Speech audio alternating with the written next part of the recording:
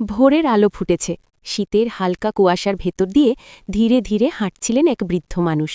ছেঁড়া লুঙ্গি, বিবর্ণ শার্ট, পায়ে পুরনো স্যান্ডেল, কাঁধে ছোট্ট একটি কাপড়ের ব্যাগ। এই ছিল তার সব সম্পদ। পাড়া লোকে তাকে সবাই গরিব চাচা বলেই চিনত, কারণ তার নিজের বলার মতো কিছুই ছিল না। সেদিন রাস্তার পাশে বসেছিল একটি ছোট ছেলে, চোখে ক্ষুধার ছাপ, ঠোঁট শুকনো, শরীরটা কাঁপছিল শীতে আর না খেয়ে থাকার যন্ত্রণায়। গরিব চাচা থেমে গেলেন, ব্যাগের ভেতর তাকালেন। মাত্র এক মুঠো ভাত আর সামান্য ডাল, সেটাই ছিল তার সারা দিনের খাবার।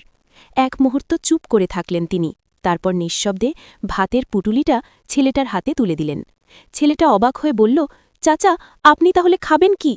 গরিব চাচা হালকা হেসে বললেন, আল্লাহ আজ আমাকে না খাইয়েও বাঁচিয়ে রাখবে, কিন্তু তুই না খেলে হয়তো পারবি না বাবা।